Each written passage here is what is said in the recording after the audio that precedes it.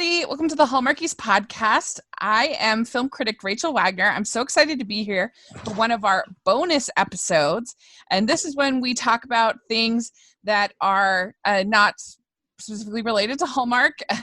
And we have done previews of everything else. We've done previews of Lifetime, of Up TV, and of course of Hallmark. We have our double episode preview. So now this is our podcast where we are previewing everything else. This is all the rest. And it's really going to be fun. We're going to have some good discussions about diversity in some of these ones, both persons of color and LGBTQ representation. We're really excited to talk about that. And so we're going to talk about Disney Plus and Netflix and BYU TV and everything else. So it's going to be really fun. And I'm so delighted that Lisa is here. Hi, guys. Yes. And our new to our show is Adrienne is here. Hello. Yes. So why don't you, Adrienne, introduce yourself to our listeners? This is your first time being on the podcast. Oh, golly. Like I said, my name's Adrienne. I currently live in the Seattle area, but moving to LA this Friday. And my big thing, I'm like obsessed with all things media, social media, entertainment, TV. And my biggest thing is representation of marginalized groups in the media, whether that be people of color, disabled people, and specifically for me, from my personal experience, LGBTQ people in their community. And so not only more quantity of representation, which we are getting a lot more quantity of representation in the recent years, but better quality representation, which does not always hit the mark. Right. Yeah. So, so yeah. Anybody can make a bad movie. Right. All types. Yeah. So we are going to be covering, like I said, everything from Freeform, Ion, Disney Plus, OWN, BT, BYU TV, Video on Demand, Disney Plus. It's Netflix. It's going to be crazy. We're excited. And we have our crazy ranking system that we do for these holiday films where all of these could be amazing. We don't know. We just know these little summaries. And so these preview shows mean nothing. They're just really fun. And so, and ones that we think are so good are going to be amazing could end up being terrible. That's just the way the cookie crumbles. Yep. So don't take this too seriously. It's all just fun. But we have your lowest anticipation is a lump of coal, because you don't want to get that in your stocking. That's bad. And then we have a sock, and it could be any degree of socks. So what people can have, you could have a holy sock, or you could have a really cool sock. It just depends. And then we have an orange as the next in the stocking. And your final one, the dream stocking item for a Hallmarkie, is a diamond ring. So that's the dream. So we're really excited about that. And yeah, we have quite a bit of variety here. So let's just dive in and get started. So First thing we are going to do is talk about Freeform. And Freeform last year had one really good movie. At least I really enjoyed it, called No Sleep Till Christmas. And then they had talk about doing representation terribly, was their movie Life Size 2. Excuse me. You liked it? You liked that movie? No, I'm just kidding. Okay. I was like, oh my gosh. It was so like bad. It's one of those things where it's like, it's so bad it's good. Yeah, know? I guess I could like that. You go in expecting it to be horrible. And also the nostalgia in it, which like I have a love-hate relationship with this whole entertainment industry cashing in on millennial nostalgia and coming with these reboots and stuff, but that's another story. Yeah, it was really, really bad. And so I'm a little nervous about them. You know, what Freeform giveth, they taketh away. So yeah, they're pretty hit or miss, I feel like. That's a good way to describe it. So all right, let's talk. So the first one that they're going to have, we don't have a date on this, but it's supposedly going to be in December. is called Same Time Next Christmas. And this stars Leah Michelle from Glee, Brian Greenberg, and Nia Vardalos. So pretty good cast there. And it's the summary is Olivia Anderson's family has vacationed at the same resort every Christmas since she was a kid. Now all grown up, she brings boyfriend/business partner to meet her parents, then runs into childhood friend/crush who is spending the holidays at the same resort with his dad and daughter. So, classic. So Lisa, what are what are your thoughts? Okay, the idea on its own, love it, because I'm like, yes, I want to see all of that craziness happen, but I am not a Leah Michelle fan. Okay. Yeah. But I love Nia Vardalos. How do you say her Nia last Vardalos, name? yeah, I think it's Yes. Vardalos.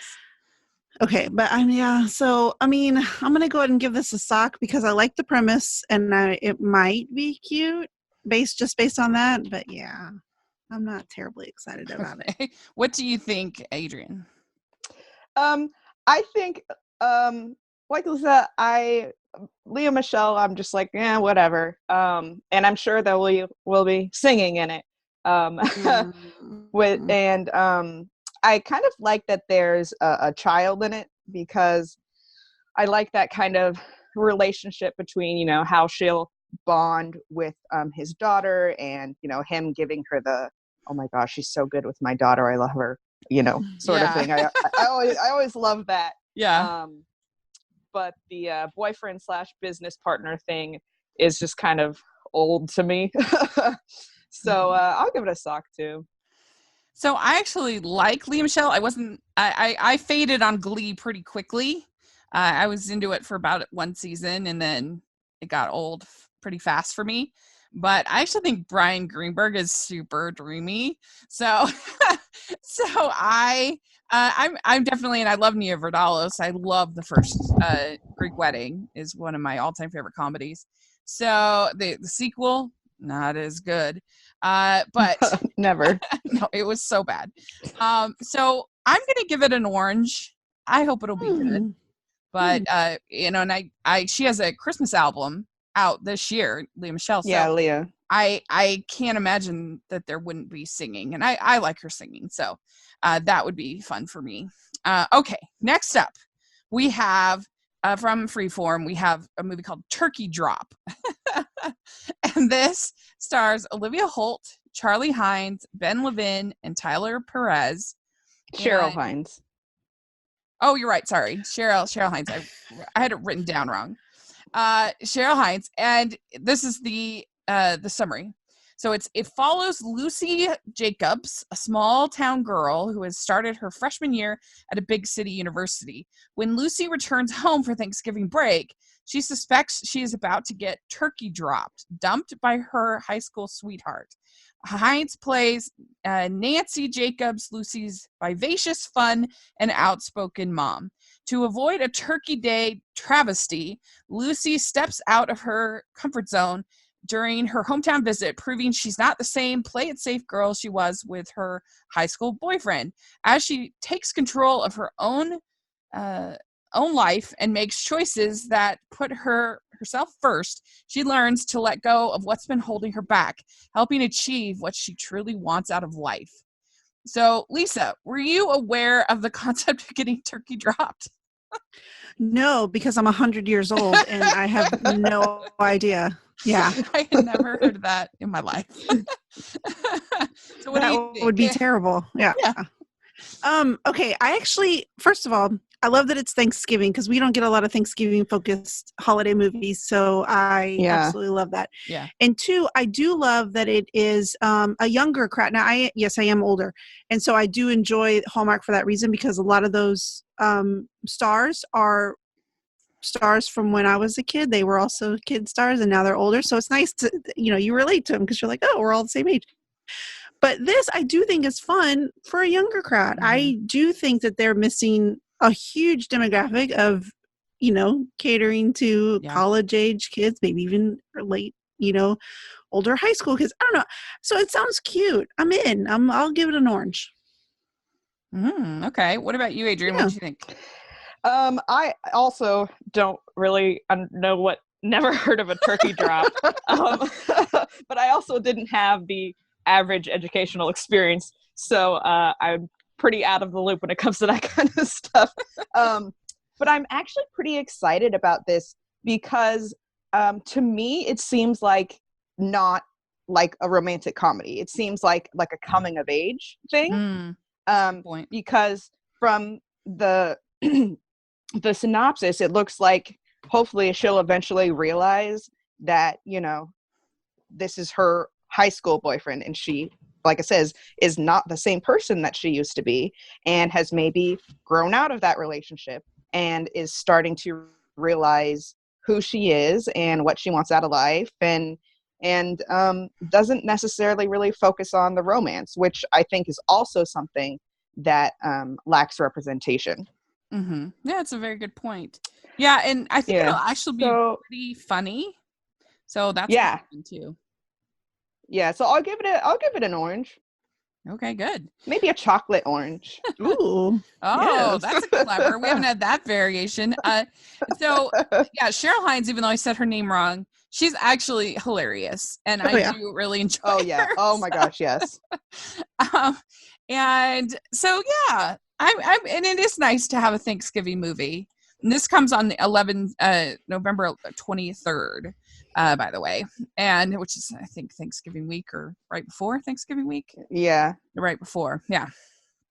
So, yeah, I'm gonna give it a pretty yummy orange. I'm looking forward to it. So hopefully it will be good. Okay. Then we have the last one for Freeform is called Ghosting, the Spirit of Christmas. And this stars Aisha D and Kimiko Glenn. This is on the 4th of December, and it tells the quirky and heartwarming story of Jess, who goes on the greatest first date of her life, but inadvertently ghosts Ben when she tragically dies in a car accident on the way home. Stuck on Earth with no idea how to ascend, Jess will need the help of her best friend, Kara, the only person who can still see and hear her. And so, I just heard this is one of my last minute add-ons. I just read about it. Evidently, there is going to be a same-sex couple in this movie. I don't know if it's like obviously she goes on a date with a man, right? Ben. So I don't know if it'll be the main, if it'll just or a side couple. I don't know. So here's my thing about that. Okay, is that gets said a lot. It's like, oh, there's a same-sex couple in this. Yeah. But it's like they're, the gay best friend and his boyfriend, and they're both like stereotypes, or they're only on for like 5 seconds, or they don't hardly even show affection to each other. You know what I mean? Well, never it's just kind of a tactic to get viewers, I feel like. Never forget, the Freeform is owned by ABC, who is owned by Disney, who felt it was worthy of great acclaim, the fact that they supposedly had representation in Beauty and the Beast. Oh my gosh. Oh goodness. Them dancing for like 15 seconds, and you have your first supposed Disney gay character is one that's name is the Fool and is a villain. Like what? Oh jeez. That made me crazy. That made me very, very irritated. And so yeah, I would not find that hard to believe at all. So it is what it is, I guess. But just reading on this plot and the actors who I'm not familiar with personally, but what do you think, Lisa? So I have a little bit more hope on this because, first of all, I do appreciate the diversity just in the cast alone. Yes. Points for that, yes. But I also have a little bit, I haven't seen where they talk about the same-sex couple, but I do have a little bit more hope only because one of the executive producers is Dan Bukatinsky. I think I'm saying that correctly. He was on Scandal forever. He played the chief of staff's husband. I don't know if anybody watched that, but I remember watching a movie that he had done. Oh gosh, it was the early 2000s. I stumbled across this movie. All over the guy, he and this other man, like just butting heads, and they kept trying to make a relationship. It wouldn't work, but it was a romantic comedy, and it's one of the cutest dang movies I've ever seen. And so I knew him from that, and so I'm kind of hopeful that maybe since he's exec producing that there's going to be a little bit more sensitivity, a little more than just, hey, look, we've got some gay people in our movie. And that's it, just instead of it being props, and so maybe we'll see. But the fact that she's dead, I don't know, that makes me laugh. So I'm going to go with an orange because I'm like, she's dead and this is going to be funny to me. Yeah. I will say Aisha D is a dreamboat. I love she's in Freeform's The Bold Type, which is like my favorite show ever, one of my top 3 favorite shows ever. I will like talk about it to anybody that will or will not listen. So I love her, and it's kind of a weird premise, but it's also kind of a newer premise when it comes to holiday movies. And I think that, like you said, the ghosting thing is going to be pretty comical. So I'll give it a small orange. Maybe like a orange, one of those halo things. Yeah. I don't know. It didn't actually strike me as all that weird. I mean, there's lots of ghost stories Christmas Carol is basically a giant ghost story. So it didn't seem that weird to me, actually. But I don't know. It doesn't really interest me that much, just the story. And I don't know these actors. But I'll definitely give it a shot. So I'll give it like a clean, nice, fresh pair of socks. I think that's what makes this fun, though, is because for some of us that have just exclusively, well, maybe not exclusive, but watched so much Hallmark that we see the same pairings, just different combinations, like the same stars, different combinations. Yeah. And so to have people that I don't recognize the names brings in such a fresh perspective. And I'm so excited to like explore new people, because sometimes I'll go into movies and I'll be like, oh, it's that guy with this girl. I've never seen them before, but I kind of don't like her, or kind of don't like him, and so it's like, but yeah, so this makes it fun. I'm looking forward to all this. So I wanted to sorry, go ahead. Well, I just want to say that I think and I hope that the dynamic between Aisha and Kimiko will be really good, because they're both characters that are pretty fast and quippy in their acting. So I hope that that'll cause a lot of good interactions and good comedy. Oh, cool. Yeah. I wanted to say real quick, I forgot to say in the opening that I have backup for all of these announcements as far as official. The reason why we waited so long to do this is I wanted to try to get the official announcement from the studios of what they were going to air. Yeah, and so I have backup. If anybody's like, oh, because people do all the time. If anybody's like, where did you read that? I got it listed. Come at me, and I'll give you the backup. So, because there's always a lot of speculation. Where's this one going to go? Where's this one going to go? So there we go. All right. Next, we are going to move on to Ion Network. And so they actually, believe it or not, Ion had a really strong 2018. I think I don't know if I think they were the next one under Lifetime. They had a pretty strong slate, and so anyway, it's gonna be interesting to see how they do this year. So the first one from Ion is called A Christmas Princess, and this stars Shane Montpremier, Travis Burns, and Aaron Gray. And it's a struggling chef living in a trendy New York borough. Jessica took over a small restaurant where she used to work as a waitress, but it's growing tough to make ends meet. Prince Jack, who's in the city for his family's annual Christmas charity dinner, finds himself in need of a last-minute chef for the royal event when he meets Jessica. As their relationship evolves and a romance blooms, so do the obstacles. But as the event arrives, she decides to go through with the dinner and may just get the best Christmas present of all, love. Aww. Yeah, it's pretty cute. So yeah, I don't know. I do love a good Cinderella story, but there's so many this year. Not as many as last year, which was out of control. I'm going to give this a sock. Who knows? Could be good. What do you think, Lisa? Okay, I actually have seen some stuff about this, and basically by stuff I mean the poster, and by the poster I mean his terrible royal uniform, and I'm just y'all, it's bad. Like his costume is bad. So I don't know. I'm kind of nervous about this one, and I'm not terribly excited about princess movies and prince royal movies. Yeah. But I'll give it a whirl. There's a, So I like you that going there's a Cole mixed or race sock? couple. I'm going to go with a festive Christmas sock. Okay, good. What about you, Adrienne? So here's my prediction for one of the scenes. It's going to be like a cooking or a baking montage that includes, throwing a flower and getting all messy. And then like a moment where he's like brushing flour off her cheek. And then, oh my God, he's touching her, blah, blah, blah. Yeah. So that's my prediction for that. I don't know. Yeah, it doesn't particularly interest me. But, it could be fine. I don't think it's going to be a lump of coal, but like maybe a sweaty sock. A sweaty sock. Okay. All right. Then on the 14th of December, we have The Best Christmas Ball Ever.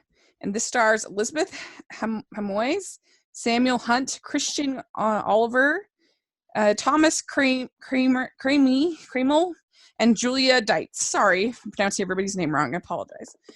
So it's after a surprising breakup at home in Chicago, Amy decides that a change of scenery will do her well and impulsively decides to spend the holidays with her brother in Vienna. After taking ballroom dancing lessons with her dashing European dance partner, Lucas, Amy scores an invitation to dance competitively in the city's biggest holiday ball, and also another shot at love. Oh my gosh. So, I love these summaries. They're so funny. So, Lisa, what do you think? Okay. The thing is I live for dance movies. You give me somebody that needs to make a difference in a neighborhood or save something, and the only way they can do that is through dance or song, I'm in. I'm in. But this, I have zero interest in. I'm sorry, but it just sounds so convoluted. So, you gonna give it a coal? Yeah.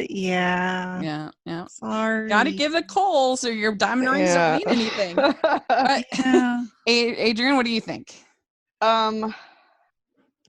This requires a lot of suspension of disbelief, considering that she's like makes a snap decision to go to Vienna and like all of a sudden is an expert ballroom dancer. Like, okay. But yeah, I have like no interest in this. So yeah, I guess I'll give it maybe a shiny piece of coal. There you go. Okay, shiny coal. Very good. I'm just wishing that we could get film critic William Bibiani to review this movie, because he is like insane for dance movies. We did a whole podcast with him on the Step Up movies. They're like his favorite movies. Not even joking. And interesting. Because they're amazing. He loves them. And so it would be kind of funny to I'm gonna give it a coal dusted sock. We'll see. Okay. Hopefully just because I figure, well, the dancing will probably be fun, entertaining. So enough to not the worst of the worst. So okay, then we have Christmas Matchmakers. This is on the 8th of December. Oops, I squapped them. Anyway, this is on the 8th of December. And this stars Vivica A. Fox, which is definitely a knock in its favor, if you ask me. And Anna Marie Dobbins, Andrew Philip Rogers, Tracy Nelson, Doreen Gregory. And it's It's the week after Thanksgiving when Jen, a personal assistant, and John, an advertising executive, happen to sit next to each other in the food court and bond over mutual problems with their bosses. After complaining that they have no time for their personal lives, they come up with an elaborate plan to have their bosses date in order to get more time for their own Christmas vacations. As the two become closer and their plan begins to show signs of life, it turns out that Jen and John may just be the perfect match for each other. So this sounds exactly like the Netflix movie, I think it was called The Setup last year. Set It Up. Yeah, it sounds exactly like that. Exactly. But I kind of liked that movie. It was pretty good. So, and Vivica A. Fox, I love when she's playing a diva. She's hilarious. Mm-hmm. And so I'm going to give this a hesitant orange. Hesitant orange. I feel like it could be fun, but what do you think, Adrienne? I think it could be interesting. I mean, the whole premise of this food court thing, like, first of all, who sits next to a person at a food court? Like, find your own table. But I think it could be interesting because, Vivica A. Fox, when she's the lady in charge or whatever, is great. And I'll give it like maybe an orange sock. An orange sock. Okay, good. Yeah. Lisa, what about you? Yeah, when I first read this description, the first thing I thought was, what was it? The mistletoe promise, where they meet in the food court. Yeah. And that's when they kind of decide, hey, they need to work together. And then also Set It Up. I was like, oh, these two movies got blended together. But so I was kind of bummed out about that. But then I was like, wait, who's in this? And then when I saw Vivica A. Fox, I'm like, and I'm in. It doesn't matter. I'm in. I'll watch it. Yeah. Don't care if it's the exact same shot for shot remake of both those movies blended into one. I'll still watch it. Mm-hmm. So you're going orange? Yeah. I'm going orange. All right, good. Okay, then we have on the 15th of December, we have A Beauty and the Beast Christmas. This stars Leah Pipes, Ryan Kelly, Rob Rako, Glozell Green, William Bell, Carrie Keegan, and Donna Mills. And it's Ginger Holiday, a peppy Christmas influencer, is convinced by her agent to take a holiday romance with to fake a holiday romance with a viral bad boy, Bo Bradley, to gain more followers. Ginger and Bo initially can't stand each other, but as they spend more time together, they realize the feelings they had to fake at first might just be turning into something heartfelt, something more heartfelt. So that sounds terrible, but last year Ion did a Snow White Christmas, and I didn't end up going fresh on it, but it had a ton of potential. It was super campy and over the top, and it was kind of refreshing to watch something that was just totally different than anything else on Christmas TV that season. So I did kind of like it for that reason, and I felt like, so I was kind of intrigued when I heard they were the same people that did that or doing this. I was like, ooh, because I felt like had such a potential, but they didn't quite nail it. But I don't know about the whole YouTuber and viral bad boy part. Bo Bradley, viral YouTuber. Sounds pretty bad. I don't know. Lisa, what do you think?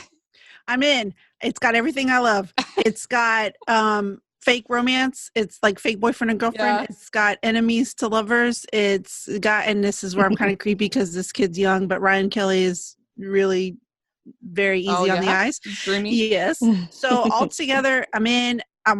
Yes, Diamond. That's it. This is my first Diamond. There it is. Donna Mills will be, I think she's the villain, so that'll be fun. Ooh, see, Diamond. Yeah, see. What do you think, Adrienne? I think it's interesting because this is another movie that is reaching out to the younger generation with the whole, internet influencer thing. So I think that it'll be interesting. Glozell Green is an influencer, a YouTube influencer and stuff, and she's pretty funny. So and the whole enemies to lover, it's pretty classic sort of thing. So I'll give it a sock with pretty lace. Okay, good. Very good. I'm gonna give it a sock, but I did more because of what I saw as potential in Snow White Christmas than for this description. But okay, next we have on the 21st. So I got this order all wrong. Sorry.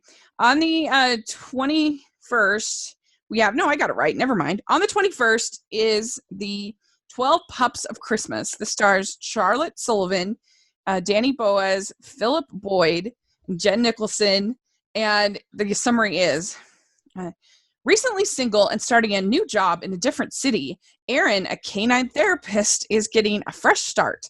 But just when she thought her new life would be the reset she needed, her self-centered boss, Martin, tasks Erin with finding homes for 12 puppies who were left behind after a photo shoot for his struggling GPS locator company. And all before Christmas. As they work together, Erin realizes Martin may not be so bad after all, and her take charge attitude not only helps Martin save his company, but also reveals a calmer, better self that opens them both up to the idea of love. So Adrienne, what do you think? The whole thing is just so weird. I just it's got first puppies, of all, I though. would just keep the puppies myself. Like, why rehome them? I would just keep them myself. Yeah. But yeah, I don't know. GPS locator company, are you locating your GPS? Like, what? I don't know. But I mean, I guess it's a whole melting an ice cold heart sort of thing, and that's classic. But I can't imagine it's going to be that good other than for the puppies. So I'm gonna give it a. I support you in your coal. Yeah, I'm gonna give it a coal. Okay. Yeah, I mean, I just wonder what on earth, why would they need to get rid of the puppies by Christmas? What is there going to be there? And then why can't they just, I mean, there's call in the Humane Society or whatever. I guess they don't want True. There's organizations that do this. Plus, Yeah. I think if they're puppies that are worthy of a photo shoot, they probably could get rid of them real quick. Just put them on Craigslist. That's what I was just thinking. I mean, if they're that beautiful, and they could probably sue the whatever organization they got the puppies for the photo shoot. They probably sue them for just leaving them like that. Because like dogs like that need like vetting and experience for to be in like photo shoots and movies and stuff like that. Yeah. So, but I'm totally overthinking this. This is ridiculous. But you have Erin, the canine therapist, and Martin. So Lisa, what about you? Oh, y'all, this sounds ridiculous. It sounds so bananas. I'm so excited for it. It's going to be terrible, and I'm going to love every second of it. I'm going super fat orange. I'm so excited for it. Yes. I would be higher on it if I knew any of these actors. I don't. But if it was like a Cindy Busby or somebody like that, then I would definitely be higher on it. But none of it makes sense. None of it. None of it sounds remotely like it could really happen in real life. I'm all over it. I'm so excited. So I'm going to give it a sock, but I'm going to give it a sock with puppies on it. That was good. Yes. All right. Last one from Ion. It's called Christmas Crush. And this is on the 22nd of December. It stars Cindy Sampson, Robin Doon, Chris Villote, and Erica Dushman. So we have when Addie makes a Christmas wish for her neighbor Sam to fall in love with her. She's Classic. she's not expecting anything to happen, and she definitely isn't expecting the wish to go awry and cause her other neighbor Pete to fall in love with her instead. When Pete's romantic gestures grow more and more over the top, Addie recruits Sam to help break the spell before Christmas. So this sounds really fun to me. I think it could be if these actors are up for it, for like the physical comedy, for the like making it funny, it could be really funny with these, just these two, these two guys, and the one is all like super in love with her and like really over the top because he's had this love potion basically. It could be really funny. And so I'm going to be optimistic. And we haven't done any diamond rings yet. I'm going for it. I'm going to give it a diamond ring. I think it looks really funny. It's like 3 days before Christmas, which will be great. And so I'm going to be optimistic. So, Adrienne, what about you? Oh, I'm not really sure. Just because, like, I'm a softie and don't like when people get their heart broken, and she has like these two guys, and you know what I mean? Yeah, so like, that's a good point. Which one is she gonna fall in love with? How's the spell gonna be broken? I'm worried just because I don't want it to go the way I don't want it to go. But also, I think that the physical comedy could be pretty good. And so I'll give it a sock. Okay. Lisa? Okay, so I'm with you, Adrienne. I don't like feeling sad for the non-chosen person. Right. And what I'm afraid of is I need more information on this. Like a Christmas wish. So is it going to have a little Christmas magic where it's really like a wish and he really is like this guy Pete really is under some sort of spell? Okay, fine, because then when he comes out of it, he'll realize it didn't matter anyways. Fine. I don't really like love triangles because somebody gets hurt. And what if Pete's like super fun and super nice?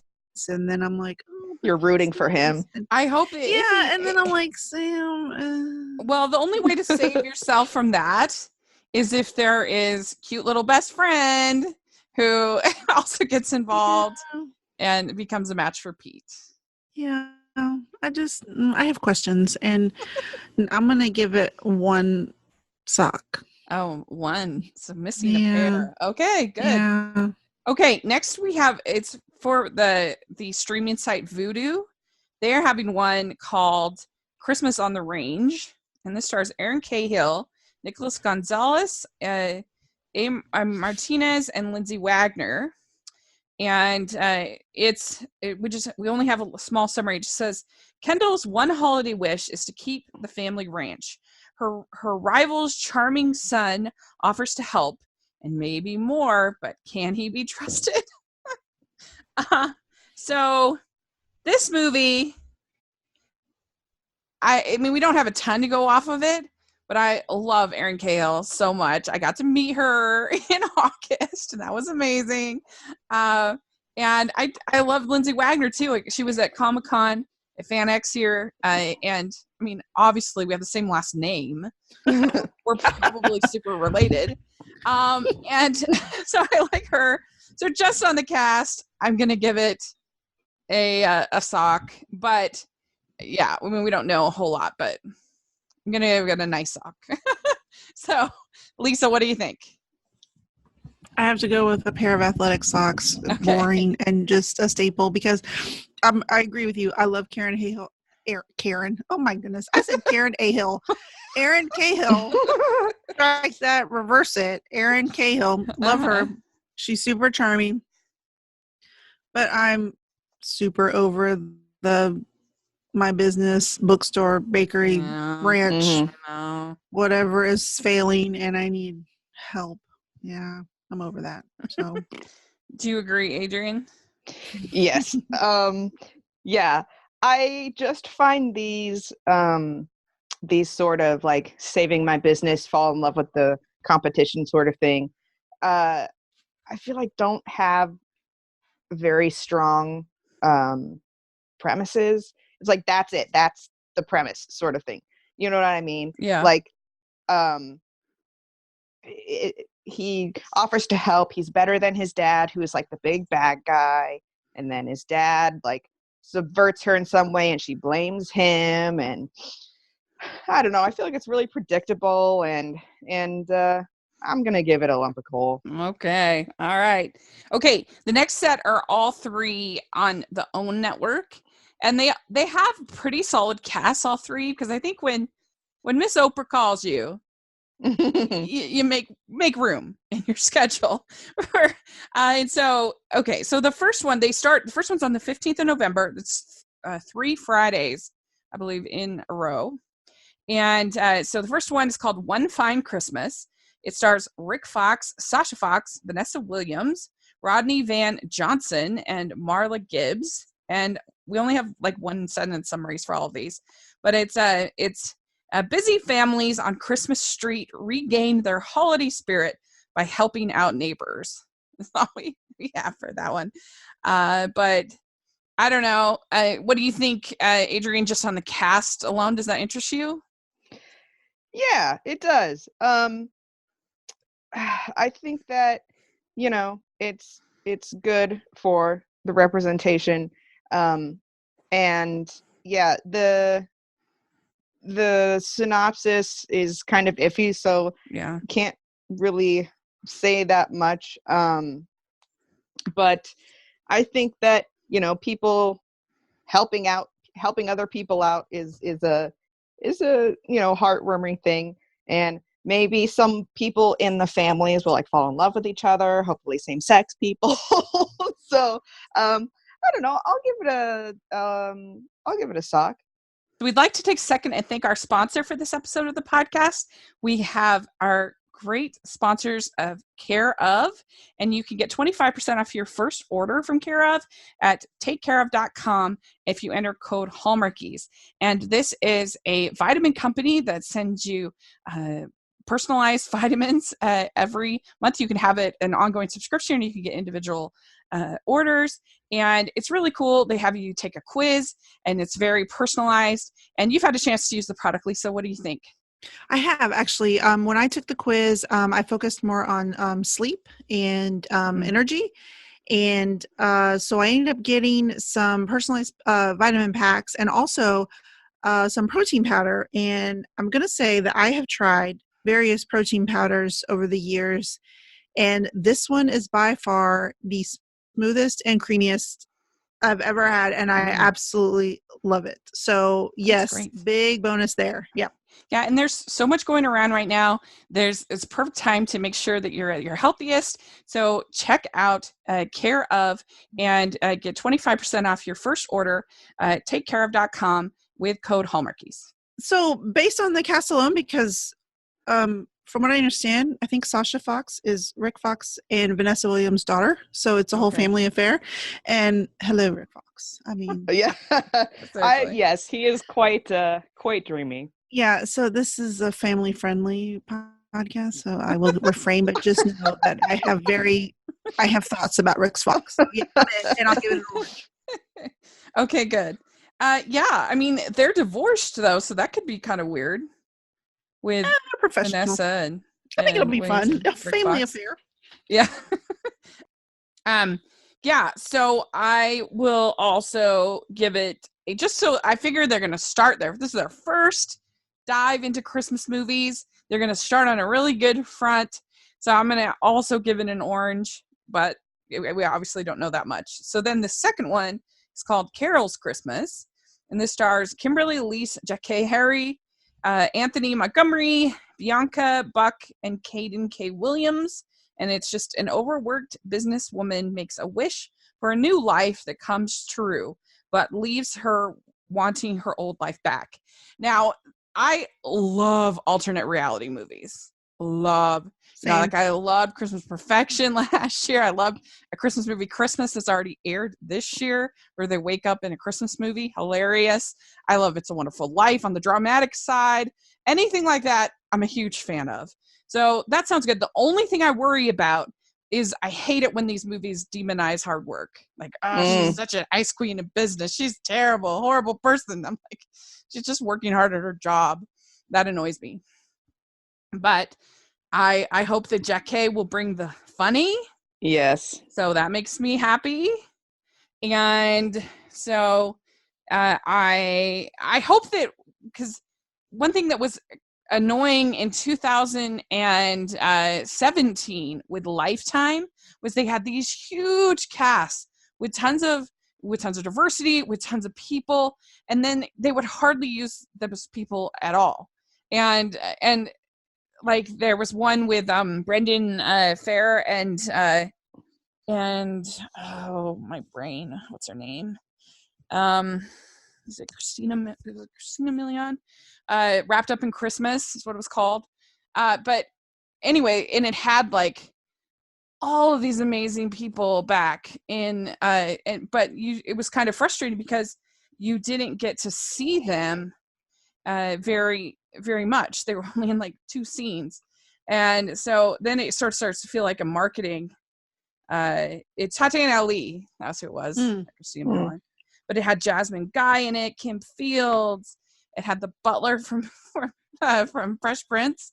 And so it was a great cast, but I just didn't think they did all that much with that. So I hope that OWN doesn't have that same problem with some of these from that they had with Lifetime. But anyway, I will. I'll give this one an orange. I hope it'll be good. What about you, Lisa? I am very excited about this one. And so, of course, because Jackie Harry, I mean, I grew up watching 227, so I'm in. Whenever she's, I'm in for everything. But also, Kimberly Elise was in a movie a couple years ago called Almost Christmas, which was hilarious. Yeah, that's a good one. To die for. And I love that movie. So I'm very excited about this one. So I'm going to go ahead and give this one an orange. Pretty pumped. Good. What about you, Adrienne?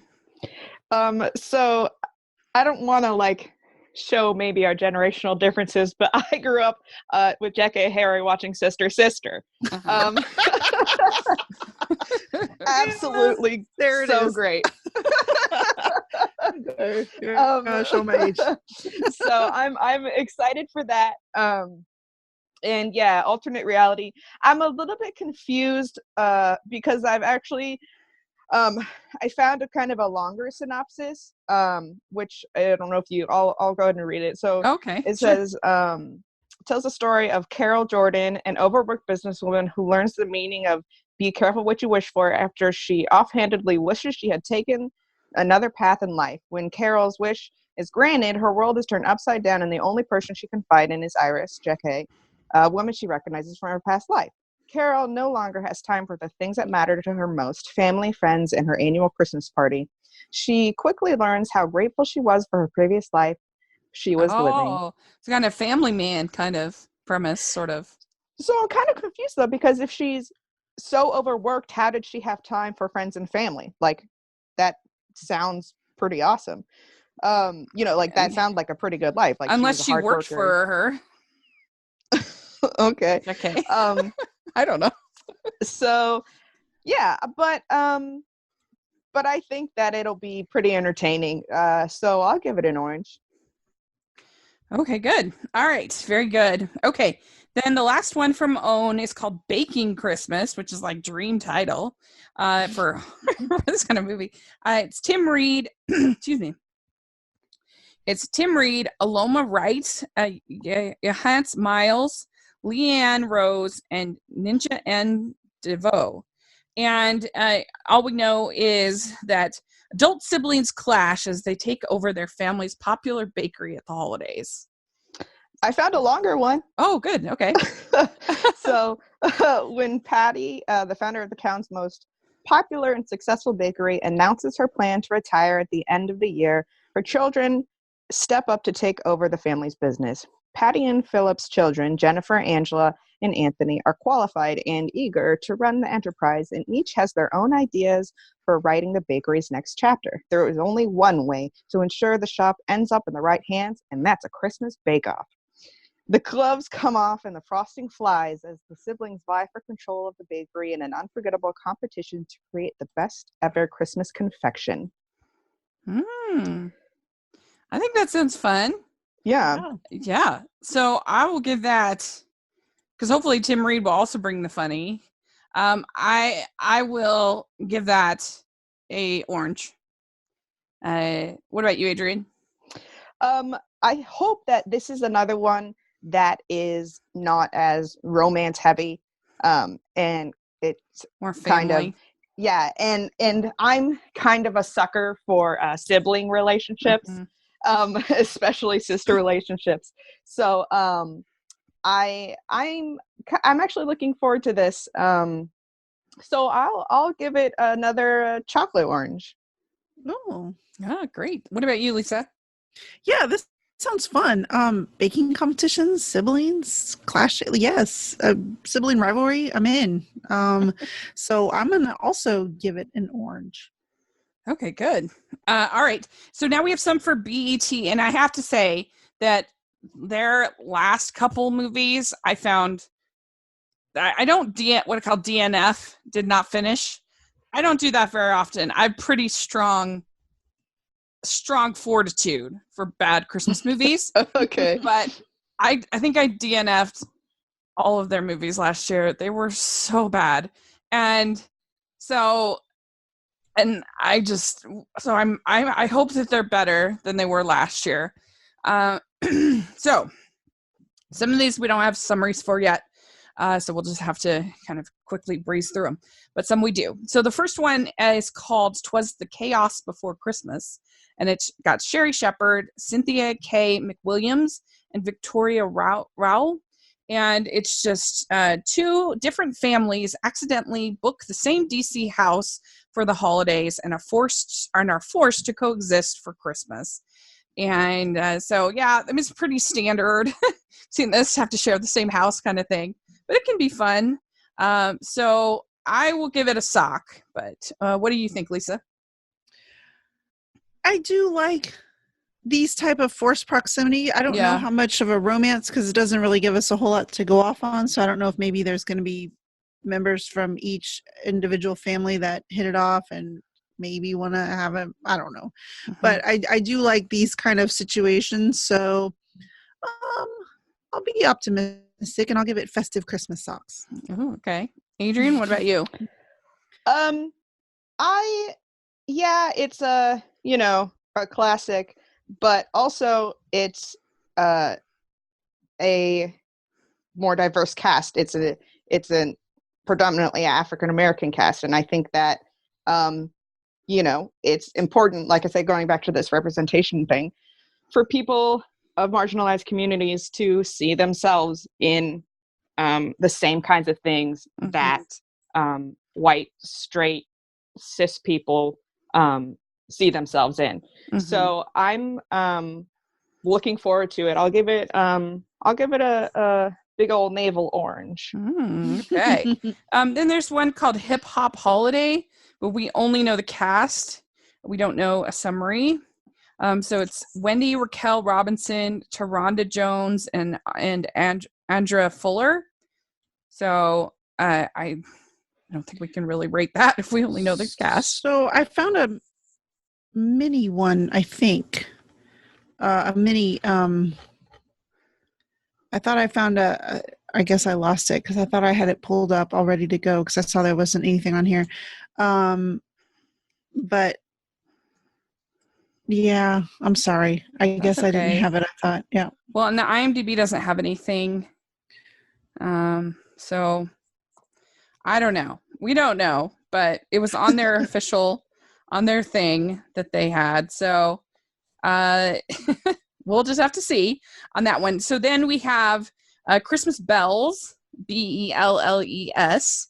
And it has Raven Goodwin, Dominique Perry, and Omar Gooding. Omar Gooding's pretty dreamy. So, and it's despite being successful in their careers, Two 30-somethings BFF never stop hearing that they both need a man before it's too late. When a handsome pastor arrives just in time to kick off the Christmas season, both ladies try to make a move, but as their hilarious attempts to one-up each other keep growing, it will be up to their family to remind them what the holiday season is truly about. Make it gay. I'm sorry, but this is the perfect premise for something gay. Okay? They are both interested in the same guy, and then as they try and one up each other, they realize that they actually like each other and they fall in love. Okay, into that. I could see it. 100% watch. Oh my gosh, it has so much potential. So many things have so much potential, but they end up going the heteronormative route, and it's so infuriating. And that's where fan fiction comes from. So yeah, that's true. I hear you. All right, and I'll read it. But yeah, I mean, I think that this could be really funny. I don't know these women, these actresses, and it could be really funny, but it could be really shrill and really annoying really quickly. So that's my concern. So I would give it a sock. What about you, Lisa? It's it's just one of those things where I don't like I said, love triangles. Just me personally, somebody has to lose out. And that always makes me feel bad. So I'm like, okay, they're both going to go after this guy.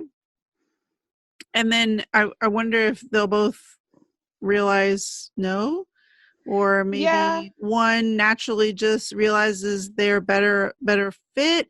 I don't know. But like you said, Adrienne, it's nice because representation does matter. And in the end, people just want to see themselves in silly holiday fare, not anything very dramatic, not anything. So yeah, I mean, this, despite my dislike for love triangles and somebody having to win out, this does sound funny, and I hope it does work. Like, I hope that all the funny notes are hit. So I'll be, I'll do another pair of festive Christmas socks. So, okay, good.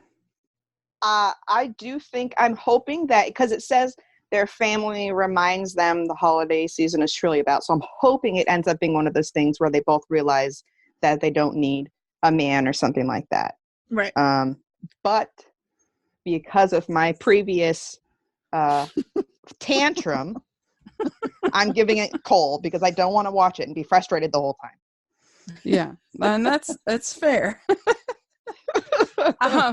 So the next movie is called We Don't Have Anything For. It's Holiday Heist, but it has Chile Rose, Jatone Smith, and Tobias Truvillian.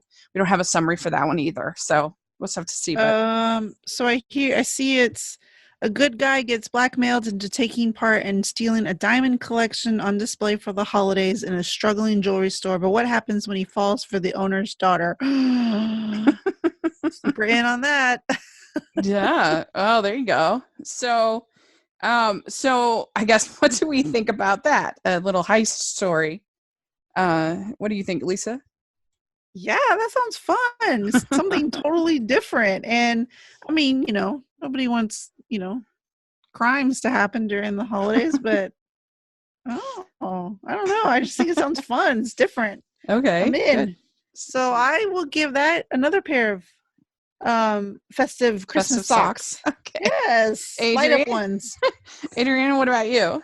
Yeah, I'll agree. It's got some of the classic, but what happens when they fall in love with their enemy or their enemy's child or something like that, but with a different sort of storyline, a different kind of vessel to get there, if you will.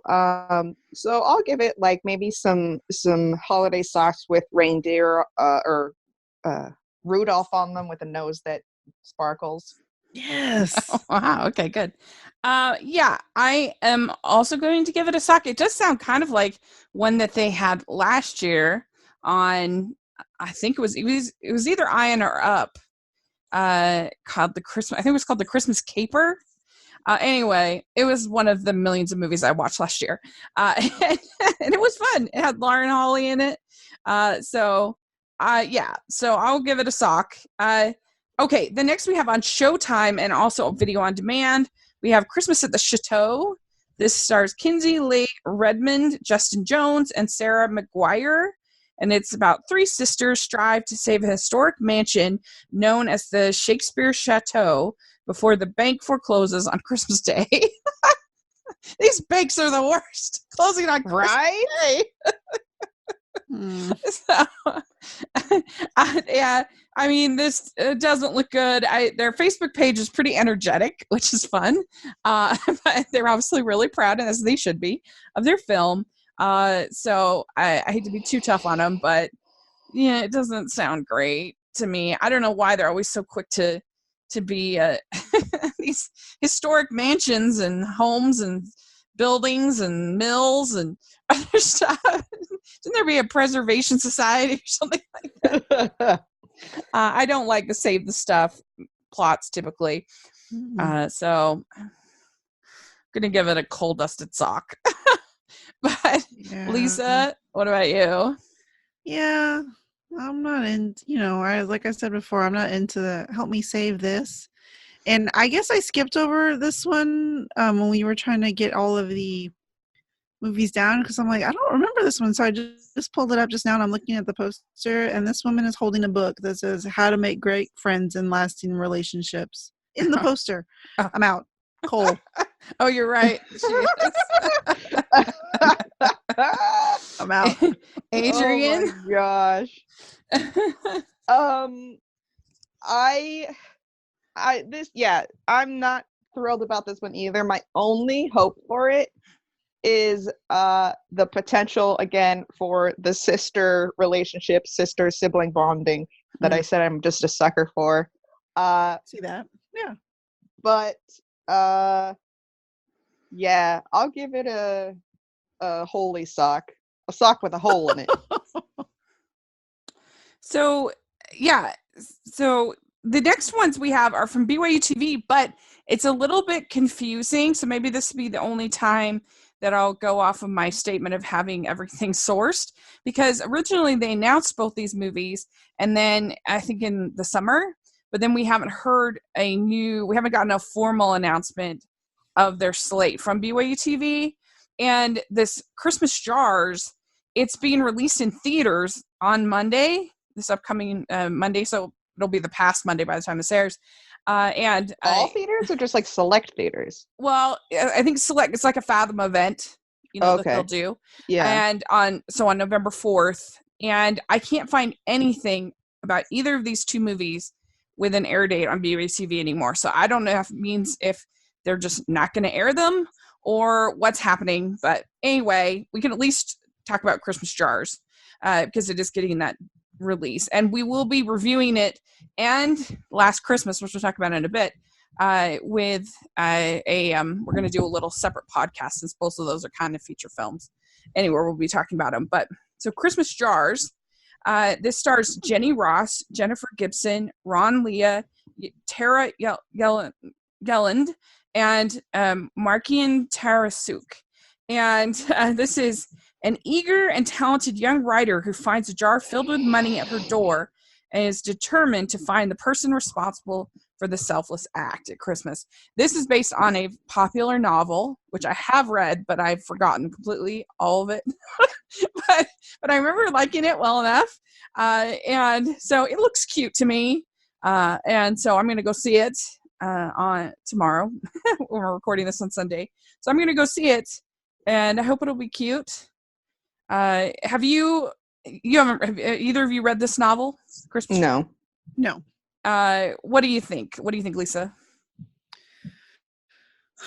It's not a lot to go off of, and I get super nervous that some of these that are super like emotional, like sometimes it borders on manipulation. Like we're gonna make this really, really cry territory. Mm. And I'm like, I don't want to cry. I just want to laugh. And so I don't know. Just based on the summary alone, I'll say socks. Mm-hmm. I don't know. It doesn't super interest me. What about you, Adrienne? Yeah, same. Honestly, I think I saw the trailer for this, and I think like I saw that people were getting mad at her for trying to like look into it, you know, Mhm. like, but I'm sure, you know, it'll tug at a lot of people's heartstrings in a good way. So I'll give it socks too. Okay. I'm going to give it an orange. Maybe it's just because I'm hopeful that it'll be using my time effectively since I'm going to see it at the theater. But we'll see.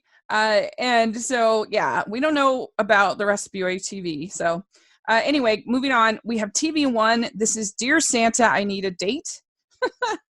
It's Ray J. Reagan, Gomez Preston, Anne Marie Johnson. And it's so this tells the comedic story of two successful and ambitious siblings, Janelle Vaughn and Jason Vaughn.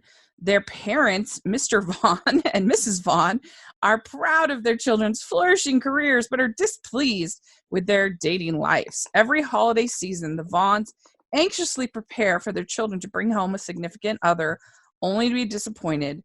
This year, the Vaughns apply pressure by expressing their concerns to Jason and Janelle, which sparks a bet between the siblings on who can find a date by Christmas. So not a lot of Santa involved there, which is disappointing, but with that title. But what do you think, Lisa? Yeah, I'm not terribly interested in any of this. I mean, my parents could care less whether I was dating somebody or not. They were like, "What? Same. Who? Yeah. Okay, well, are you coming over for Christmas or not? We don't care."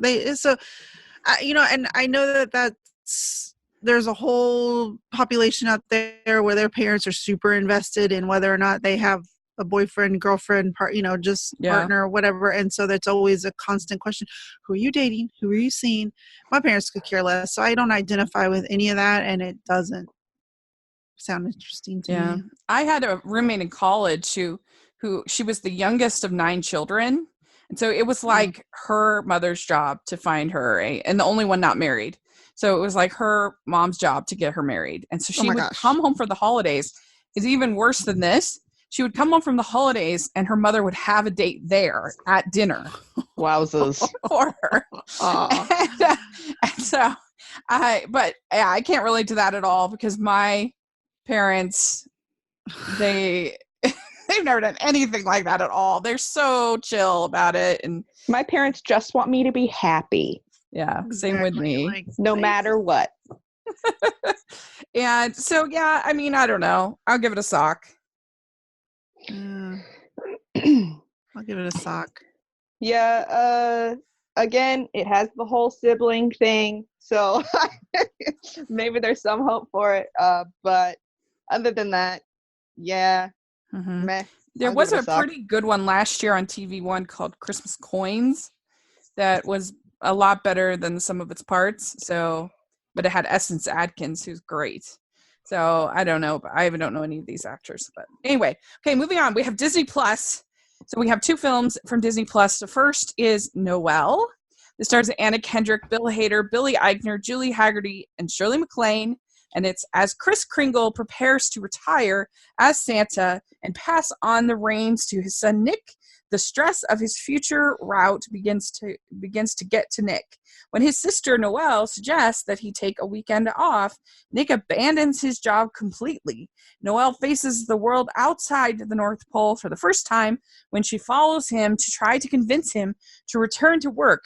Meanwhile, their ill-prepared cousin Gabriel steps up and prepares to turn Santa's workshop into an online delivery service. So we don't get that many of these kind of whimsical stories anymore from Hallmark, and at least. And Anna Kendrick I really like, Bill Hader I like, Billy Eichner I like Shirley MacLaine. I mean, it's got a great cast. So I don't know. Yeah. I'm going to give it a diamond ring. I'm excited for it. I think they're launching Disney Plus. I think they're going to be really motivated to have good stuff to start. So I'm going to give it a diamond ring. I don't know. What do you think, Adrienne? I am giving it a hesitant diamond ring because my hope for it is that Noel will end up being Santa Claus. I think there's a high likelihood of that. Right. So, high and I love the cast. So yeah, I'll give it a diamond ring. What do you think, Lisa? I'm going to give it a very small, possibly diamond chip promise ring. Because I really wanted it to be good. I wanted it to be an elf type thing where it's just family fun and the kids love it and they're excited and the adults find the humor in it, and so everybody just has a good time with it. But I also don't want to put super high expectations in it and then be like, oh, it was okay. Yeah, fair enough. So yeah, I'm gonna give it a wedding march promise ring. Okay, good. Okay, so and then the other one is Lady and the Tramp, which starts out at Christmas. That's where Lady's in a hat box. She's the gift for Jim, dear, and darling. So in this stars Tessa Thompson, Justin Theroux, Sam Elliott, Kiersey Clemens, Thomas Mann, Janelle Monáe, Yvette Nicole Brown, Ken Jeong, and F. Murray Abraham. So all-star cast. And of course, Lady and the Tramp is set to tell the story of an upper middle class American Cocker Spaniel named Lady who meets a street smart downtown stray schnauzer called the Tramp. And the two embark on many romantic adventures, including the iconic spaghetti smooch scene. So I am not a big fan of these Disney live action remakes. Is it live action? Yes. Oh, yes. It is. Yeah. Live action. I'm just very meh. Very meh on it. It looks less meh than some of the others. I think it looks fine, but I'm just still not very into these. I like the animation, and I love Lady and the Tramp. So I'm gonna give it a meh sock. Meh color, beige. So, Elisa, what do you think? I am going to give this a big fancy orange because I love Tessa Thompson. I love Janelle Monáe, and I super, super love Yvette Nicole Brown. Yeah. So I'm excited. I mean, I'm with you. I don't like the live action stuff, but I love these ladies, and so I want to see this. She led the panel at D23 on Disney Plus. Okay. And she was a delight and hilarious. And they showed some clips from her. She plays Aunt Sarah. Okay. The villain. She has to muzzle Lady. So that will be pretty upsetting. Yeah. And when there's the whole rat and she has I'm sure they're gonna get rid of the Siamese cats. I'm positive they're not. At least they'll get rid of that song for sure. But yeah, what do you think, Adrienne? Well, I personally don't see this as a Christmas film. I understand that it starts at Christmas and that's the whole beginning of the film, and sure, it's a pretty significant Christmas scene, but it's not about Christmas. It doesn't take place at Christmas time the whole movie. But that aside, I agree. This again is the whole cashing in on millennial nostalgia, and all these remakes, reboots. I don't know, this whole live action thing. I mean the cast is amazing. I love Tessa Thompson and Yvette Nicole Brown and Janelle Monáe. But I don't know. I'll give it a sock. Okay, good. I'd like to thank our next sponsor for the podcast. That is the good folks over at HelloFresh. And this is a company that sends out meal kits that you get 3 different meal kits in one box. And right now you can get 9 free meals with HelloFresh. And if you go to HelloFresh.com/Hallmarkies9 and you enter code Hallmarkies9, then you can get your free meals. And Lisa, you've had a chance to try the HelloFresh. What did you think? I have. I absolutely loved it. First of all, as a mom with 2 kids, my go-to dinners are pretty repetitive. So the fact that I got 3 different meals to let my family try were amazing. And then also because of the step-by-step instructions, my kids could help out and they really loved that. So yeah, we're like HelloFresh people now and I love it. Yeah, it really makes things easy, and it's just flavors that you might not normally cook with. And at least for me, it was something new and different. It's really fresh. It's HelloFresh, and they include the spices, the almost everything that you need for the meal. The meat is included, and there's different kinds of meals that you can get. So definitely check out HelloFresh. Go to hellofresh.com/Hallmarkies9 for your 9 free meals. Hallmarkies 9. So Netflix, we have Let It Snow. This is Kiernan Shipka, Shemik Moore, Mitchell Hope, Anna Akana, Odeya Rush, Isabella Moner, and Joan Cusack. And this is on the 8th of November, so it's coming up soon. And it's 3 interconnected holiday stories converge during a Christmas Eve snowstorm. Their love lives collide thanks to a stranded pop star, a stolen keg, a squad of competitive dancers, a mysterious woman covered in tinfoil, and an epic party at the local waffle town. And this is based on a YA book, I think. Yeah. And I thought the trailer looked pretty fun, actually. So I'm going to give it an orange. Yeah, from the trailer, it looks like there's going to be a same-sex couple. Oh, okay. Yeah, 2 of the girls are going to be falling in love or something, or at least one of them has feelings for the other. That's what it appears to be to me. So that's kind of exciting. And yeah, it seems cool. It's like somewhere I read, it's this generation's Love Actually or something like that. Mm-hmm. But I like a lot of the people in it, and I'm actually, pretty interested in it, so I'll give it an orange. Okay, Lisa? I do love I do love movies where several storylines interweave and you have this like one tying theme. I do love that. So that excites me. This is a younger crowd, so I mean, I'm excited for the young people. You can relate to Joan Cusack. Yes. I'm sure my kids will love this, and I'll watch it with them and be like, shut up. Oh my God, look, I think they like each other. I'll be like, yeah, oh my God. So I'm hopeful for it. I'll say a nice one of those cutie oranges. Okay, good. Okay. Next we have Claws, and this is animated film. Sorry, with voices by Jason Schwartzman, Rashida Jones, J.K. Simmons, and Joan Cusack. And it's a desperate postal worker invents Santa Claus when he's assigned a remote Scandinavian town. So I've really liked the trailers for this. I love the 2D animation. I think it's so beautiful. I mean, animation is my first love. And, I like the voice cast. Can't not get excited about J.K. Simmons and Rashida Jones. Great voice cast. So I'm super hyped on it.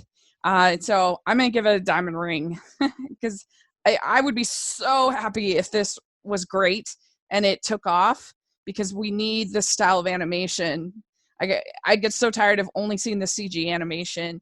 So I'm really, really pulling for it. But what do you think, Lisa? Yes, absolutely. I love the way this looks. I love everything about it, and I'm very, very, very hopeful for it. So yes, I'm going to give it some diamond earrings. Okay, good. All right. Diamond ring. Yeah. Adrienne? Yeah, I'll agree with you. I feel like animation, especially lately, has really been kind of disappearing, especially with all these live action remakes. So I'm excited that there's something animated, and also the story seems really interesting.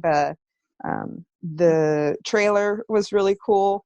So yeah, I'll give it a little diamond ring. Yay. Okay, good. Okay, then we have one that I've actually already seen, so I'll abstain from my preview. But it's a Cinderella story, A Christmas Wish, and it stars Lara Morano, Greg Sulkin, Isabel Gomez, Lillian Jose Roche, Chanel Peloso, Barclay Hope, and Johanna Newmarch. And it's Kat Decker dreams of becoming a singer, but her cruel stepfamily wants to crush her dreams. When she finds romance with a new Santa at her embarrassing singing elf job, she doesn't know he's the son of the wealthy owner, and her evil stepsisters aren't about to let her be the belle of the ball. So, Lisa, what do you think? It sounds okay. I mean, I get it, and I think it's a cute premise, but I'm kind of nervous about that execution, so I'm going to go with socks. What do you think, Adrienne? Snore. Oh. I love Isabella Gomez. She's in One Day at a Time on Netflix, which everybody should watch. Anyway, in a same-sex relationship. Anyway, I just it just seems it seems really busy, and from the trailer and the music in the trailer that I think sounds like she's singing sounds really overproduced. And so I just I'm honestly not interested in it at all. So I'll give it a cold. Okay, so then we have Holiday Rush. This is Romane Malco, Darlene Love, Dion Cole, and Lala Anthony. And this is a wealthy radio DJ and his family must adjust to a new life when he loses his job. In order to buy a new station, the family has to forgo their lavish spending habits and learn that family is more important than things. So this sounds pretty cute to me, I think. It could be fun. So I'm going to give it an orange. What do you think, Lisa? So I looked at this a little bit more, and apparently he's a widowed DJ and he has 4 spoiled kids. Mm-hmm. So when I first saw this, I thought, oh, it's his family. Maybe he's like the single dude and it's like the family name. Yeah. Mm-hmm. And so he's a dad with these kids and they're spoiled kids. And I'm sorry, but I cannot stand a movie with spoiled kids. I just drives me bananas. I'm like, what? No. Yeah. Mm-mm. And when I'm watching it with my kids, they're like, ooh. And I'm like, right, try it. See what happens. Try it. And they're like, we know already. So there's stuff like that just really, really irritates me. So I'm going to go ahead and say 1 sock. Okay. Yeah. Adrienne? On the other side of that, I think that kids who are spoiled in real life, this generation is a little anyway. So I think that they can see this and kind of learn from it. I'm a really big, as I said, proponent of representation, and I think that media and television and movies can have a very real impact on society. Mm-hmm. And so this movie isn't necessarily that deep, obviously, but I think that, it could maybe teach a couple lessons to a couple kids. But I'll give it like a pair of nice, clean iron socks. Okay, good. Okay. All right. Then we have A Christmas Prince, The Royal Baby. And this, of course, returns Ben Lamb and Rose McIver. And it's Aldovia is getting an extra Christmas present this year, a baby. However, the country's happiness is threatened when a lost treaty could result in the reactivation of an ancient curse. Queen Amber must find the treaty before midnight on Christmas Eve, or the kingdom will never be the same. So, excuse me, but why must the pregnant queen be the one that finds it? She's not even the blood queen of this country. Why is she the one that has to find it? But also, these were just like little Christmas. This is like all of a sudden, Meghan Markle is like hunting down curses in life. Oh my god! Like that's because that hasn't been a thing, and there's no curses in these movies. It's weird. That is a really weird element to throw in there. Yeah.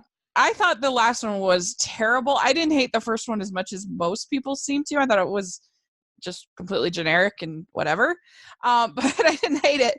But because I really disliked the last one, this is, I think sequels get worse and worse. Yeah, I think, although that does sound kind of bonkers, so that could be fun. And I'm dying to hear YouTuber Jenny Nicholson. She did this whole video essay or whatever of how The Christmas Prince was truly a dystopian future, and it was really funny. It was really good. So I'm dying to hear her video. Yeah, if you want to check out, have a laugh, check out Jenny Nicholson's video on it. But yeah, Cole for me on this one. I don't think it'll be good. Lisa? Let's just say I'm really glad that we are not on video right now because my face the entire time you read this description. I mean, no. No, N-O, tiny specks of coal dust. Not even a whole piece of coal. Okay, good. Adrienne, did you say coal as well? Or? Yeah, I mean...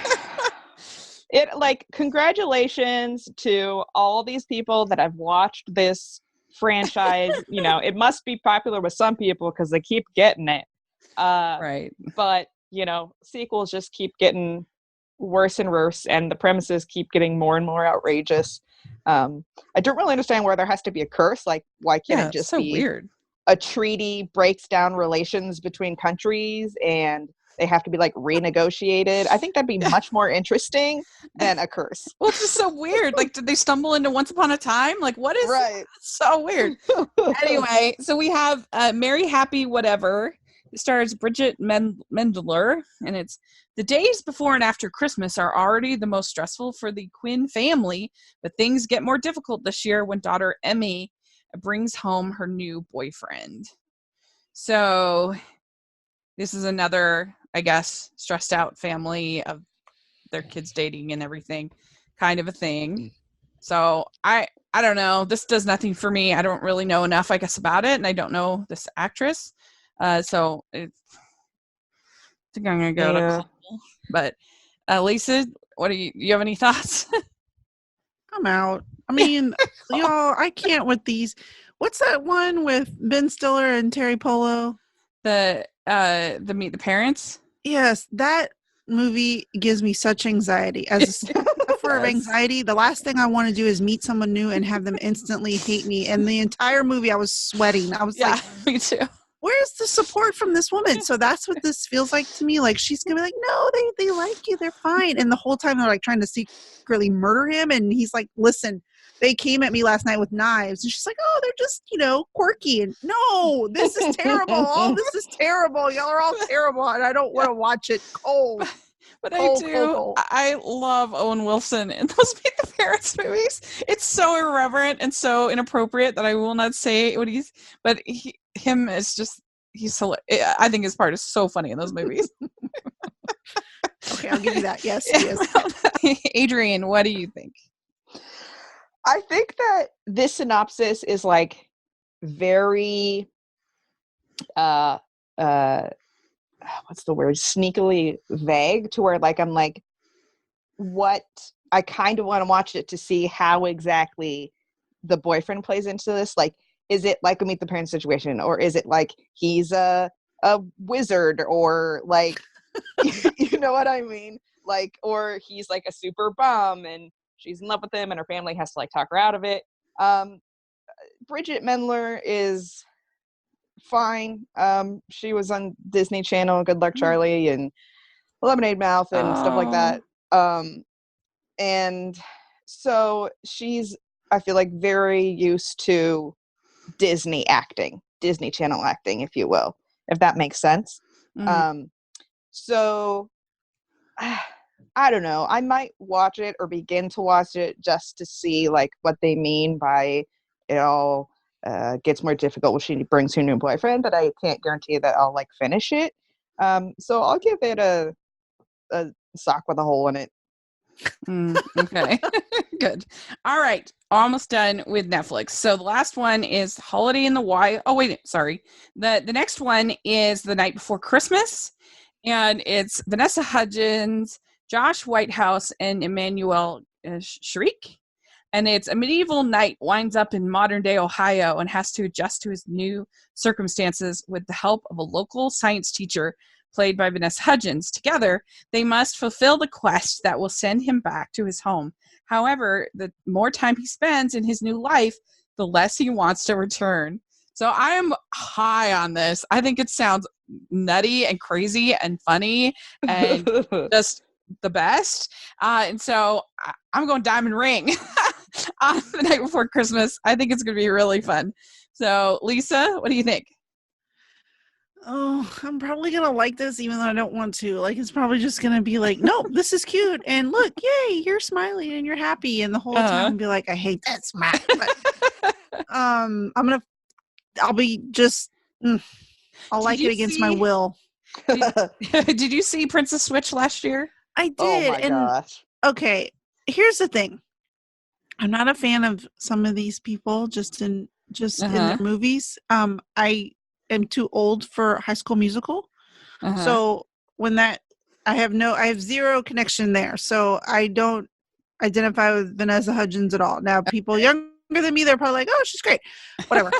And these time traveling romance things just because sometimes I'm just like, no, look, toilets, yay, like just like refrigerated food, yay, look, you can brush your teeth, yay, like it just all of it just that's true makes me super it looked kind of Bill and Ted's Ultimate, like had sort of that sort of spirit to me. And I thought that Princess Switch, she did a good job sort of bringing the comedy to the role. Like I thought she did well in that. But yeah, Adrienne, what do you think? I honestly love time travel things and the whole like confusion between like, oh my god, what's a light switch and like what's this electricity, what's this like smartphone sort of thing. So I love that. But I don't really care about the romance in it. So I'll give it some socks with little cats on it. Okay, little cats. Did you give it a sock, Lisa, or are you lower? Oh, I'm gonna give it a sock, but then I'm probably gonna be like, oh my god, it's so cute, I'm gonna watch it. Good. All right, last one for Netflix. We have Holiday in the Wild. This stars Rob Lowe and Kristen Davis, and it says after her husband leaves her, a woman journeys to Africa at the holidays and becomes an advocate for elephants. Now, evidently, I think that this movie is very minimally Christmas. I guess she's actually there in Africa for like 3 months. So it's a long sort of courtship kind of a thing back and forth between these two. I did like the trailer. I thought the trailer was really fun. And, it's going to be fun to see different setting out of all these Christmas movies. And I like Kristen Davis. And so even though that's my big worry is that it's not going to be very Christmassy at all. I feel like it's going to be kind of tagged on. I think that they probably wrote the script for another time of year. And then we're like, oh, take it into Christmas, add a few little things. And so I'm going to give it, a orange sock, like right in between. But what do you think? I don't know. I mean, I think it's no offense, but I think it'll be a good, holiday film on Netflix for the older generation. I'm sorry. Rub it in here. Yeah, but we'll see how much Christmas actually plays into it. I'll give it a sock. Lisa? So I think I love Kristen Davis, and I think in real life she has a connection to elephant rescues and orphanages. So I understand the connection here. Like I understand why this is a good project for her, and I'm sure that it'll come across very genuine on her end. I get very nervous, and I don't know how to say this without sounding super mean, but I get very nervous at these kind of movies because I don't want it to end up being some sort of white savior type situation. Yes. Pinky snaps. Well, and then they're set in these settings like in Africa or in different parts of the world, and it's almost like the people that actually live there are props and not we see a very stylized, generic version of their lives. And I don't know, but I do like Kristen Davis. And I think because of her actual work in this field in real life, I'm hoping it'll be approached with sensitivity and it will not be just, look, we set this in Africa and look at how great we are. And, we're doing this, so that's a really good point. Yeah. So when I first saw the trailer for this, that was my first thought was, oh, okay, I'll give it a whirl, and I'm going to go ahead and say a pair of socks. Okay, good. Yeah.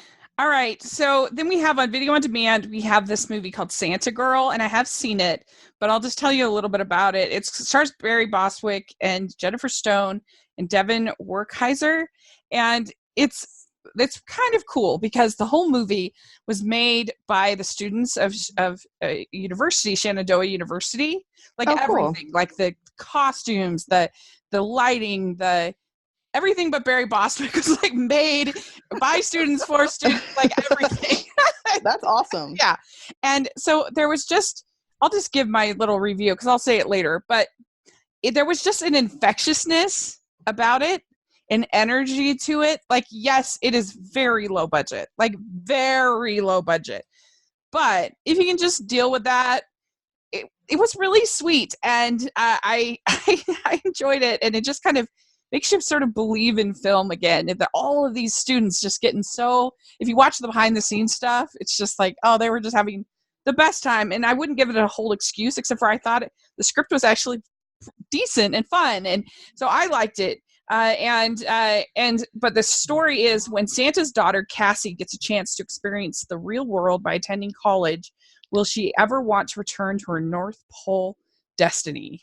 So, I don't know. Does that intrigue you, Lisa? I do. It does. I think this could be really cute, and I'm actually more excited now that you tell me that it's a really, really, really independent film. Yeah. That makes me more excited to see it. So yeah. Mm-hmm. And I like there's a young woman who plays sort of this perky elf who becomes her roommate. Kind of keep tabs on her, and she was fun. I liked her. That's fun. Yeah, she was cute. I know. What do you think, Adrienne? I think I agree with Lisa. I think that if I originally, when I didn't know that it was basically a student film, I would have given it like a sock. But now that I know that, I'm a lot more interested, and we'll give it an orange. Jennifer Stone again is she was on Wizards of Waverly Place on Disney, and she's again one of those like Disney actresses. She's okay, but I am still pretty interested in it. So yeah, I'll give it an orange. I enjoyed it. If you just sort of, obviously you can't go in comparing it to like something on Netflix or something it is going to be on Netflix, but not something with a major budget or anything. Like, you have to kind of accept it for what it is, but I enjoyed it. So, okay. Next we have video on demand. This is on the 30th of November. It's Season of Love. And it's Dominique Provost Shockley, Emily Ghost, Jessica Clark, Laura Allen, and Sandra Mae Frank. Again, sorry if I pronounced your names. Apologize. It's a queer lady holiday movie that follows the lives of three very different couples in dealing with their love lives in various loosely interrelated tales, all set right before Christmas through New Year's. So Lisa and I, over on my channel, on my podcast, we have done a trailer reaction for this film. We've been in contact with the director and some of the producers and things like that. And really, I've been very impressed with their attitude of just how their enthusiasm, their excitement for making a movie like this, and so yeah, we're pretty excited as far as the podcast. Lisa and I are pretty excited about it. I'm stoked. Yes. So sorry. I am so excited. I've heard, I've also read and heard, them saying this is the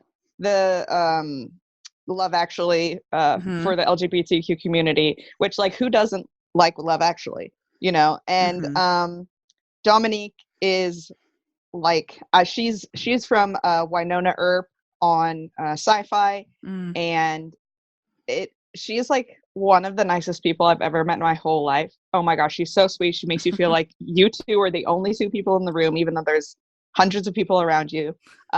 Anyway, I'm so excited for this because there are no holiday movies that really focus on queer relationships. Like, yes, you know, like we said, I don't remember which movie it was. There are maybe some movies that hint to a side character or hint to something that's queer, but we've never had a movie that has featured one, let alone three queer relationships. And so I'm just so excited. And also Sandra Mae Frank is actually deaf. And and so that is another, you know, just another step in representation that is so exciting for me. And I, of course, you know, I researched her, and on YouTube you can find her in Deaf West's production of Spring Awakening, which I heard about that. Yeah, they have voice actors for deaf or hard of hearing actors, and they sign and speak at the same time. It's beautiful and it's absolutely amazing. They have the whole thing on YouTube. But it's just so refreshing and so exciting for the LGBTQ community to get this representation. And I've also kind of been in contact with the director, and one thing that I like that she says, Christian Baker, is if you don't see what you want, then make it. And I think that has really been something that a lot of creators have been doing in recent years, creators of like all marginalized communities. And so I'm really excited about that. Yeah. What do you think of the trailer? Did you like the trailer? Oh my gosh, I love the trailer. Who doesn't love a classic oopsie mistletoe moment? Yeah. I mean, for real. Yeah. For real. That was my favorite part too. So amazing. And I love that they included that in the trailer. That part of the movie is not only about these women's relationships, but it's also about one of the characters' relationship with her mom, who's extremely sick, you know. That's true. And it's telling stories, I hope, and it seems like it's telling stories outside of these relationships. So yeah, I'm super excited. It seems really funny, and also is going to be hopefully really heartfelt. And I hope that as different channels see this, or as different people see this, there will be more and more of this. And they're having 2 screenings in the next month, actually, in LA and Nashville. And you can go to seasonsoflovemovie.com to buy your tickets now. Yeah, and their attitude is we just want to make something a fun Christmas movie for our community. It's not this is not a protest piece against Hallmark or anything like that at all. They love Hallmark. They love Lifetime, Christmas, all that. They love it. They just want to participate in it. And I think that's great. And I've just been really impressed with them. And so and it seems like they got good actors, because sometimes films on this level, budget, you know, struggle to get the actors that they need. But I feel like all of them seem really solid. And so I'm looking forward to it. Lisa, I know you're looking forward to it. Oh yeah. I mean, seriously, I know I've said this already, but it bears repeating. Representation matters. Yes. And I think everybody deserves to see themselves I mean, in general, just across all mediums, but at the holidays, it's just a fun time. And I think everybody deserves to see themselves in stories like this. And I will say that, you know, as, you know, we talked about where we do have, you know, LGBTQ players in movies, and they're always relegated to B or C stories. And I feel like it's always like the sassy friend or the storyline where we have to have this big emotional moment because either they're coming out or they're having these struggles. And this is just fun, like lighthearted, like you said, Rachel, not a protest piece. And I just want to see people in love and falling in love and just being themselves and holiday fun. I'm so excited. I'm just so excited for this movie and to support it and to try and get the word out. I'm in all of it. This is like the biggest diamond ring that you can ever imagine. Like you have to have a cane or something to walk with to hold your hand up because it's so heavy. I'm just so excited, and that's great. Representation matters, and hopefully people who see this, that watch this, who maybe aren't a member of the LGBTQ community and are, like I said, like media affects society. I think this would be PG-13. I don't think that, from what my conversations with the director, that it's pretty clean as far as content. So it is one that I think people can feel pretty approachable. Because sometimes these video on demand movies can be, there's not like a rating, so they can be a little but so anyway, I also agree. I think we're all diamond rings on it. We're very hopeful that it'll be good. So let's see. So we're almost done here. All right. So we have three feature films that are Christmas related. We have Last Christmas. This is co-written by Emma Thompson, directed by Paul Feig, starring Emilia Clarke and Henry Golding. And Clarke plays a year-round Christmas shop employee who hates the holidays until she meets Golding, who helps her believe in her dreams. So when I saw the first trailer for this movie, I was like, oh my gosh, this looks amazing. It looks so funny. Henry Golding is a dream. And I'm not that big of an Emilia Clarke fan, but she looked serviceable. Emma Thompson writing it, Paul Feig directing it. This is going to be great. But I have to say, the second trailer bummed me out big time. The whole, you stopped singing. Why don't you sing anymore? And her finding her voice again after being sick. All of that. I don't know. I'm a little nervous about it. And I loved the first trailer. And I'm thinking, oh, is he an angel or a ghost? Oh my gosh. That's what I was going to say. Is I've seen on Twitter that people are like, what if he isn't real? That would be my favorite thing to ever happen. Yeah. But now I'm thinking, oh, it's going to be some inspirational story about her singing again. And I don't think she's a very good singer. And so I'm just like, oh. But who knows? Lisa, you've seen it. Actually, unfortunately, I did not make it to the screening. Didn't go. We had this humongous, 24-hour storm come in, and the screening was 45 minutes away, and it was late. And I'm at that age where I'm like, I can't see that well in the dark when I'm driving. Yeah, especially with snowing. And I was like, and I'm not driving 45 minutes to see this it was like pouring rain, and I was just like, and I'm out. So I'm super regret it, though. I really do regret it. I wish I would have just pushed through, but I will have seen it by the time this episode airs. I'll see it on Tuesday night. But so I don't know. What do you think, Lisa? I am very, very, very hopeful. I am going against the grain here, and I don't want him to be a ghost or a spirit or something like that. I do want him to be real. And I want him to be real in the terms of he's at my house on my couch watching it with me. That sort of thing. But, my husband might have something to say about that. But, whatever. It's Christmas. Do you agree that Henry Golding would make a great James Bond? Henry Golding, yes. In anything. Put him in anything. So great. I'll watch him in anything. Adrienne, what do you think? I personally would like to subscribe to the idea that he is not real, because I think that I hope that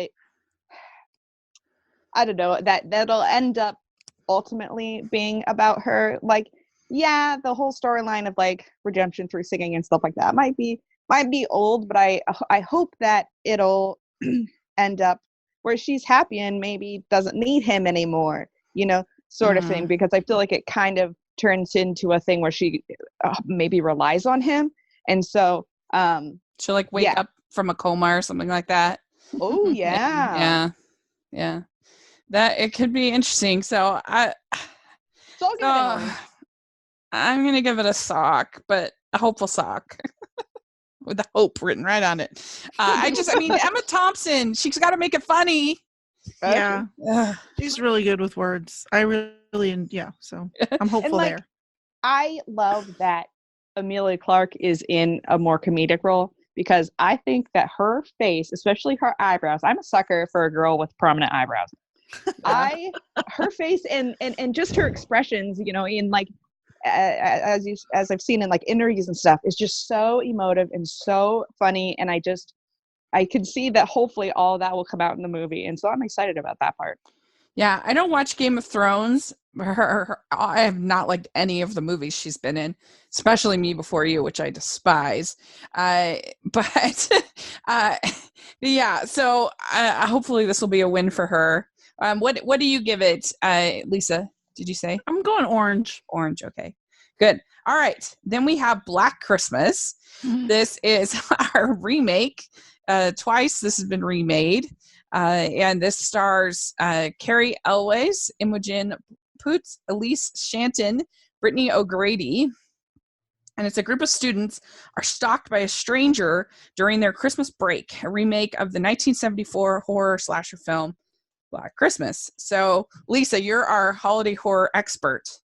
What are your thoughts?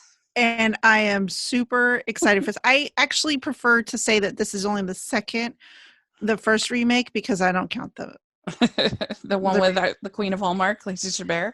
Yeah, I don't count that one. Yeah, I heard it was really bad. Terrible. The first one is a must-watch every year in our house. There's several horror movies that we watch every year as part of our Christmas film fanfare event in our house. And so we watch Black Christmas every year, and every year we put up the poster, which is so creepy. We have an actual print of the original where she's in the rocking chair with the, spoiler alert, anybody, she's in the rocking chair with a plastic bag over her head. Like, yeah, we put that up as part of our holiday decor. So yes, I'm going. Now, here's the thing is, hoping that this is done right, only because I like a very specific type of horror. And the original one, the reason why I like it so much is because it's more tense than actual horror. So I'm hoping that this remake does it justice. And so I'm going to be hopeful, and I'm going to give it an orange. Okay. Yeah. Do you watch horror at all, Adrienne? Not really. I not the biggest fan, just because like maybe like psychological thrillers or whatever. But I don't know. It just seems kind of over the top for me personally. So I'm not excited for this. I'm just kind of indifferent about this because it's not really in my wheelhouse. So you give it an indifferent sock. Yeah, like a gray wool sock. Yeah, okay, good. Yeah, same with me, basically. It's just not made for me, but I do like that it's Christmas, and I like that Carrie Elwes is in it. That's kind of fun. So he could be good. The original, it's one of the first sort of major slasher holiday slasher films to come out, I think.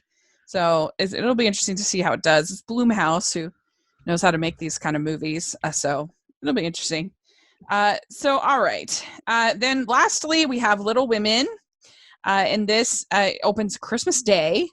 And last year we had a terrible version of Little Women, both on the television. There was a version on PBS that was not good, but then there was a super bad one last year in the theaters that was like a modernized version that I hated. So we need a good Little Women.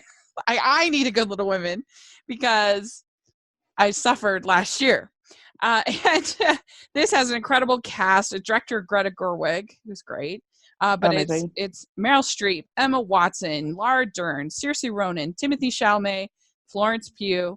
So amazing cast. The fact they were able to get someone like Emma Watson to take a supporting role in something like this is pretty amazing. And yeah, I mean, all of these actresses to basically take, except for Saoirse is obviously the lead.